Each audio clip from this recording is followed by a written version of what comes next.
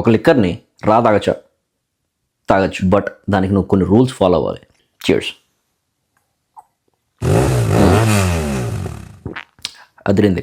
Rules చెప్పే ముందు ఒకటి చెప్తాను, మైండ్లో పెట్టుకోండి. మీరు రాని ఎలా పడితే అలాగా మీకు నచ్చినట్టు తాగారంటే ప్రాణాల మీదకి వస్తుంది. రూల్ నెంబర్ 1, మీరు తాగేది ఏజ్డ్ లిక్కర్ అయి ఉండాలి. అంటే మీరు తాగే బాటిల్ మీద 10 కానీ 12 కానీ 15 కానీ ఇలా ఏజ్ నోట్స్ ఇచ్చారంటే అలాంటి దాన్ని మీరు తాగొచ్చు. జస్ట్ ఇన్ కేస్ బాటిల్ మీద ఏజ్ నోట్స్ లేదనుకోండి, అది డెఫినెట్గా ఒక మంచి వెల్ డిస్టిల్డ్ లిక్కర్ అయి ఉండాలి, లేదంటే ఒక మంచి బ్లెండెడ్ స్కాచ్ విస్కీ అయి ఉండాలి.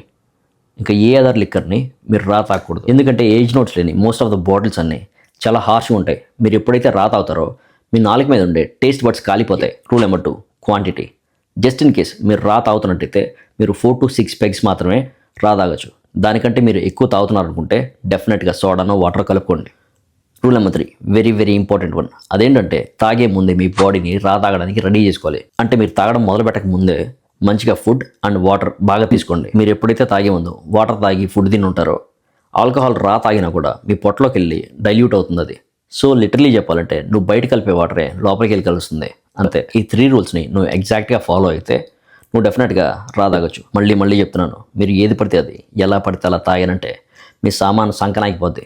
లిటరలీ చెప్పాలంటే పాత సామాన్లు కొంటామనేవాడు కూడా మీ సామాన్ ఎవడు కొండవు. అర్థమైంది కదా? చియర్స్.